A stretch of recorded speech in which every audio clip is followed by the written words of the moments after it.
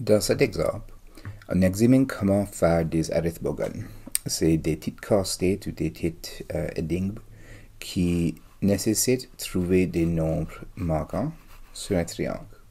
Comment il fonctionne? Les deux sommets ici additionnent pour faire le nombre sur le côté. Donc dans ce cas, ce nombre-là puis ce nombre-là qu'on ne connaît pas va additionner à faire 3, ces deux vont additionner à faire 5, ces deux vont additionner à faire 4, ainsi de suite avec celui-ci. Ce qu'on veut faire, c'est qu'est-ce qui est la meilleure méthode de trouver ces nombres ici? On pourrait juste essayer par hasard pour longtemps. Et avec celui-ci, ça serait peut-être assez simple. Mais quand ça devient plus complexe, ça devient plus difficile.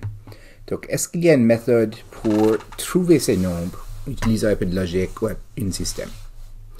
Donc, ce qu'on va faire, on va examiner le premier ici, le 3, 4, 5, un peu plus proche. Donc, la première chose que j'ai fait, j'ai intitulé mes sommets avec A, B, puis C. Ça, c'est pour faciliter ma tâche.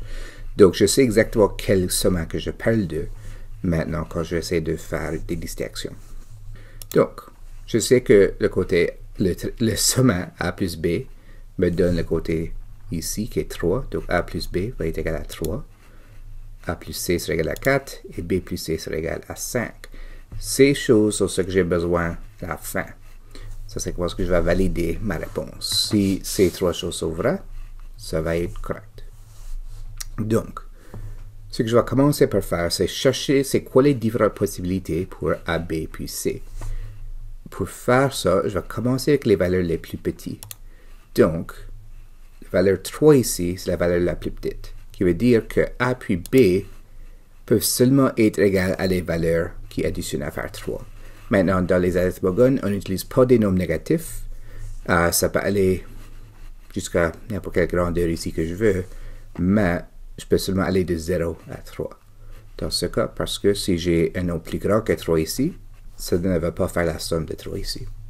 Donc, j'ai 0, 1, 2 et 3 pour les possibilités pour A. Exactement la même chose pour B. Même si B a un 5 ici, si B est 4, ceci c'est déjà trop grand.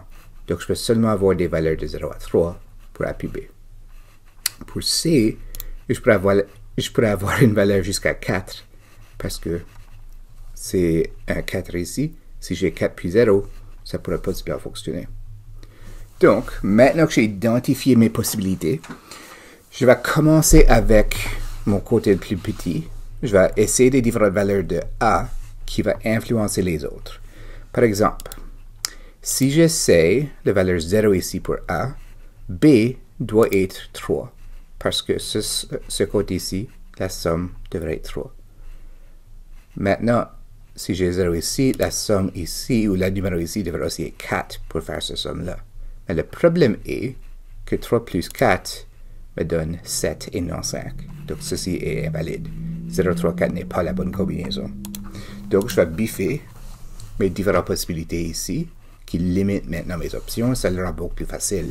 Ça va éliminer chaque fois. Disons que j'essaie la prochaine possibilité pour A. Ça, c'est le 1. Si j'ai un 1 ici, j'aurais besoin d'un 2 là pour faire une somme de 3. Et ici, j'aurais besoin d'un 3 pour faire une somme de 4. Maintenant, si on regarde de l'autre côté, 2 plus 3, ça fait 5. Ceci, c'est valide. Donc, les numéros dans ce triangle seront 1, 2, 3. Si on regarde dans l'autre triangle, c'est un peu plus complexe, donc ça ne va pas être nécessairement aussi facile, mais on peut encore le faire. Donc, ce que je vais faire, je vais regarder A, mes données premièrement.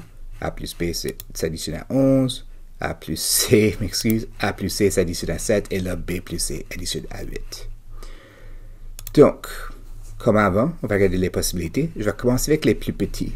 J'ai A plus C égale à 7. Donc, A peut être n'importe quoi de 0 à 7. B, ce fois, peut être jusqu'à 8, parce que le nombre ici est plus grand. Si j'ai 8 là, ça fonctionne encore, mais si ça va plus grand que 8, ça ne fonctionne pas ici. Et là, C, c'est le même comme A, parce que ces deux sont en train d'additionner à ce même numéro-là. Donc, ce fois, je vais essayer différentes possibilités. Je vais encore commencer avec A.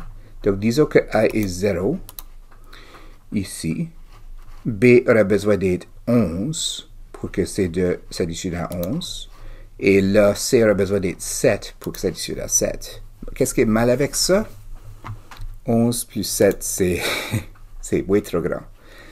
Donc, B, on avait listé les possibilités avant là. B ne peut pas dépasser 8.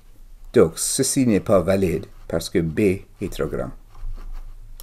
Donc, disons qu'on commence avec une valeur de B qui est 8, parce que ça c'est le maximum que je peux l'avoir. Et je place le 8 ici. 8 plus 3 fait 11. Donc, ça c'est la valeur la plus petite de A que je peux avoir.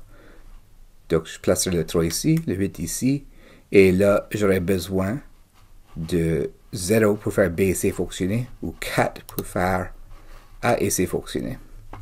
Le problème avec ceci, c'est que 3 et 0, c'est égal à 3, si je place le 0. Et si je place le 4 ici, ça serait 12, ça ne travaillera pas. Donc, je vais compter dans ce même style ici. Je vais diminuer la valeur de B par 1, je vais augmenter la valeur de A par 1. Donc, pour A, je vais faire 4. Pour B, je vais faire 7. Donc, je suis en train d'éliminer les possibilités dans A et dans B, dans ce cas, pour essayer d'avancer. Quand ce que je fais, je change vers un nombre, ça va influencer la prochaine nombre. Donc, c'est une bonne façon de faire deux choses en même temps. Donc, je suis en train d'examiner tout ceci dans le contexte de c'est quoi les valeurs de A, comment ça influence les autres. Donc, si je place 4 là, et 7 là, ça fait 11. Et là, pour faire le A plus C est égal à 7, j'aurais besoin de 3. La même chose ici, si j'ai 7 là, et j'ai besoin que ça s'égale à 8, ça serait 1. Les deux nombres ne fonctionnent pas ensemble, donc ceci serait 5 seulement, ce n'est pas valide. Donc, je sais que 4 et 7 ne sont pas des possibilités de A et B. Si j'essaie 5, ceci serait 5 ici, ceci serait 6 là. Si je fais là, ce serait 2 pour me donner 7, et si je vais là, ce serait aussi 2 pour me donner 8. Ceci est une bonne preuve. Donc, les numéros seront 5, 6 et 2, parce que 5 plus 6 me donne 11, 6 plus 2 me donne 8, et 5 plus 2 me donne 7. Donc, la stratégie, ce qu'on a fait, on a attribué des variables pour plus facilement identifier les sommets des triangles, les cercles en question. On a identifié les possibilités pour chaque cercle. J'ai commencé avec les plus petits. Et là, j'ai utilisé une approche systématique pour tester les possibilités identifiées.